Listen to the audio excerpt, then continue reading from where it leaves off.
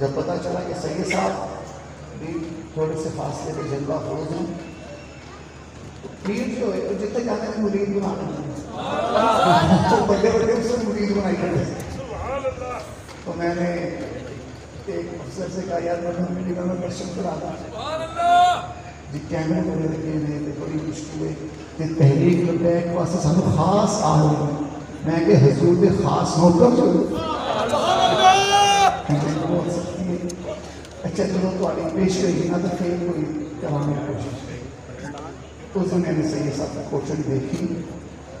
اللہ کی قسم آج بھی کئی موقع پہ میں نے بات کی کہ اس تکلیف دے ماحول میں سنگلاٹ بیماری کے اندر میں طبیب ہوں. ویسے طبیب میں تجزیہ اپنا پیش کر رہا ہوں. 6 مہینے بندہ وہاں بیٹھا تھا وہ ویسے نابینا ہوتا سنگلاٹ دیواریں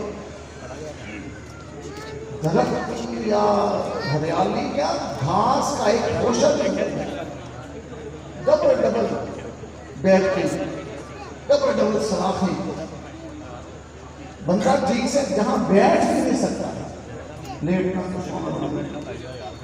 قبلہ شاہ کی حضور دامت برکاتہم کی جب میں نے کوشش دیکھی واللہ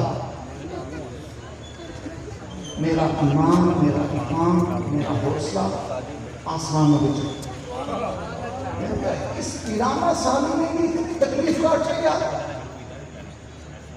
ان کے مقابلے میں ہمیں تو کچھ بھی نہیں. تو یہ کربلائی خون میں اسیری کے ان دنوں اپنے اجداد کرام کی یادیں تازہ کرا.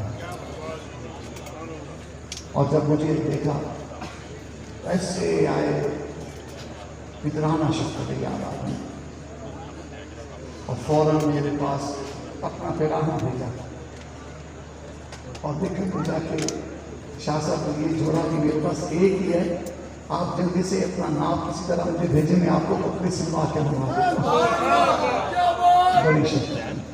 اور قائد محترم کے جو الطاف تھے کلیمانہ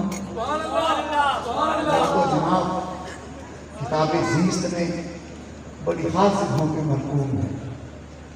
اللہ کریم ہماری قیادت کو سلامت. ایک جلسے میں شاہ جی قبلہ کی جلوہ فروز سے قائد محترم رونق افروز تھے. تو میں گفتگو کرتے ہوئے ایک جملہ میں نے کہا کہ سید صاحب قبلہ یہ سید ظہیر حسن شاہ صاحب فارسی کا مشہور یہ تحریک لبیک کی روح رواں. اس جملے پہ قائد محترم میں بڑی مجھے بات عطا فرمائی، بہت سراہا. اور بات یہی ہے سید صاحب قبلہ اور قبلہ پیر قاضی محمود امان صاحب یہ ہمارے بابا جی کی معتمد شخصیات ہیں.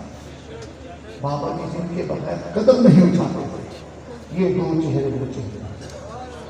بابا جی جن کے بغیر کوئی فیصلہ صادر نہیں فرماتے تھے، یہ 2 شخصیتیں وہ شخصیتیں. ان کے فیصلے پر بابا جی مہر تصدیق سب کیا گیا. ان کی رائے پر بابا جی دستور و منشور ہو جاتے. یہ بابا جی کے صاحبین اللہ تعالیٰ کو سلام